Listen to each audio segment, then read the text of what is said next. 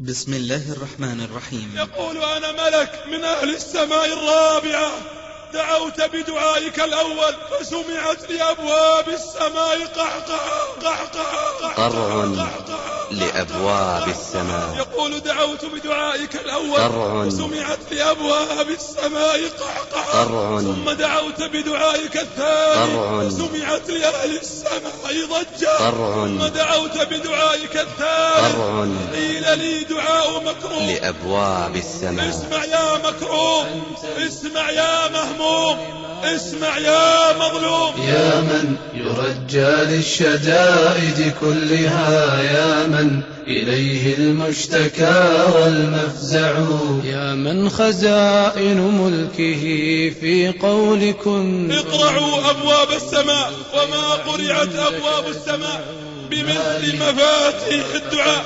اقرعوا الباب، جدوا في الدعاء، فإنه من يكثر قرع الباب، فإنه من يكثر قرع الباب يوشك أن يفتح له. ما لي سوى قرعي لبابك حيلة، ولئن طردت فأي باب أقرع. قرع لأبواب السماء. إذا وقعت المصيبة وحلت النكبة وجثمت الكارثة قرعت أبواب السماء ونادى المصاب والمنكوب: يا الله. قرع لأبواب السماء. إذا وصدت الأبواب أمام الطلاب وأستلت الستور في وجوه السالكين قرعوا أبواب السماء وصاحوا: يا الله. قرع لأبواب السماء. إذا بارت الحيل وضاقت السبل وانتهت الآمال وتقطعت الحبال قرعوا الباب ونادوا: يا الله. قرع لأبواب السماء. إذا ضاقت عليك الأرض بما رحبت وضاقت عليك نفسك بما حملت فاهتف وقل: يا الله. الله. أحسن الأسماء الله. وأجمل الحروف الله. وأصدق العبارات الله. وأثمن الكلمات. الله. هل تعلم له سميا؟ الله. إليه تمد الأكف في الأسحار الله. والأيادي في الحاجات الله. والأعين في الملمات الله. والأسئلة في الحوادث. الله. باسمه الله. تشتو الألسن الله. وتستغيث وتلهج وتنادي. قريب يسمع ويجيب قريب ويعطي البعيد والقريب ويرزق العدو والحبيب. قريب يغيث اللهفان ويشبع الجوعان ويسقي الظمآن ويتابع الإحسان. قريب عطاؤه ممنوح وخيره يغدو ويروح وبابه مفتوح. فاجعل لنا من كل ضيق مخرجا، والطف بنا. يسر شركة هاي كواليتي للإنتاج والتوزيع الإسلامي أن تقدم لكم قرع لأبواب السماء لفضيلة الشيخ بدر ابن نادر المشاري. الحمد لله ما خاب من دعاه ولا ندم من سأله ورجاه. لا إله إلا هو يجيب دعوة المضطر إذا دعاه، ولا إله إلا هو يكشف الكرب عمن ناجاه. لا إله إلا هو يسمع تضرع المظلوم وشكواه. لا إله إلا هو لا يخفى عليه نداء المنكوب إذا ناداه أو من تحركت بالدعاء شفتاه.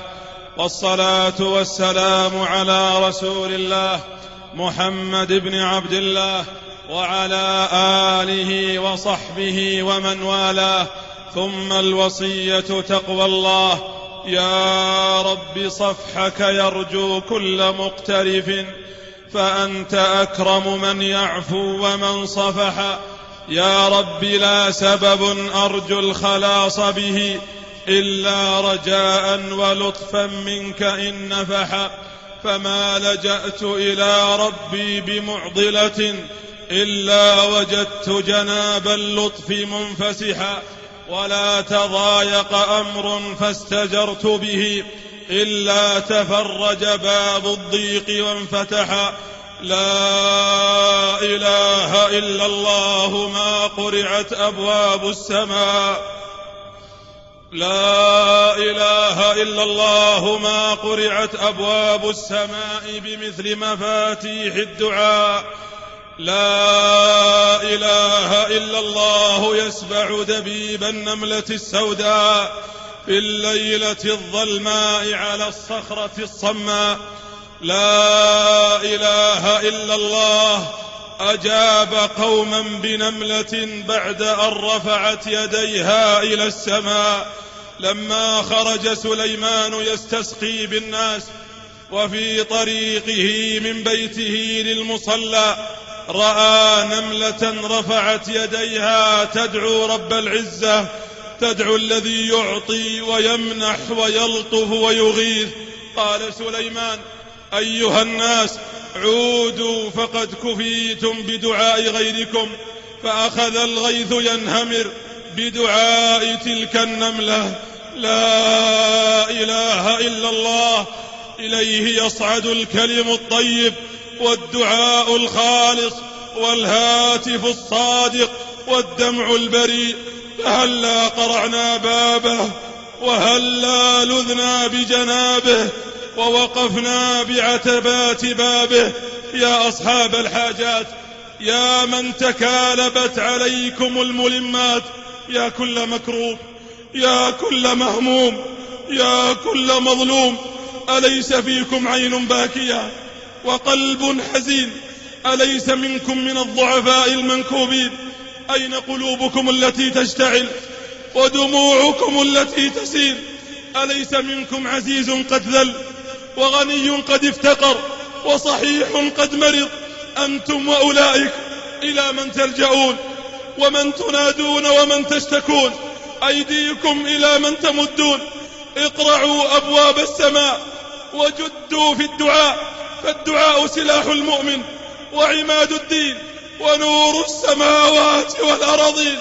وما قرعت أبواب السماء بمثل مفاتيح الدعاء. اقرعوا الباب وأكثروا القرع والإلحاح فإنه يوشك أن يفتح لكم. جاء في حديث أبي الدرداء رضي الله عنه قال: جدوا في الدعاء فإنه من يكثر قرع الباب يوشك أن يفتح له. لا تيأسن وإن طالت مطالبة، إذا استعنت بصبر أن ترى فرجا. أخلق بذي الصبر أن يحظى بحاجته، ومدمن القرع للأبواب أن يلج. ذكر أحد العارفين عن ابن القيم رحمة الله عليه أنه رأى في بعض السكك بابا قد فتح وخرج منه صبي يستغيث ويبكي، وأمه خلفه تطرده حتى خرج فأغلقت الباب في وجهه ودخلت، وذهب الصبي غير بعيد ثم وقف مفكرا فلم يجد مأوى غير البيت الذي أخرج منه ولا من يأوي إليه إلا والدته. فرجع مكسور القلب حزينا فوجد الباب مرتدا مغلقا، فتوسد ووضع خده على عتبة الباب فنام حتى خرجت أمه. فلما رأته على تلك الحال لم تمتلك إلا أن رمت بنفسها والتزمته، فأخذت تقبله وتقول: يا ولدي أين تذهب عني؟ من يؤويك سواي؟ ألم أقل لك لا تخالفني؟ ثم ضمته إلى صدرها وأدخلته إلى بيتها. تأملوا في هذه الأم وفي قول النبي صلى الله عليه وسلم: إن الله جل وعلا أرحم بعباده من الوالدة بولدها. فأين تقع رحمة الوالدة من رحمة الله التي وسعت كل شيء؟ وقفنا ببابك يا ذا الملك، وقفنا ببابك والملك لك، وجئناك نطوي قفار السهاد، وما خاب يا رب من أملك.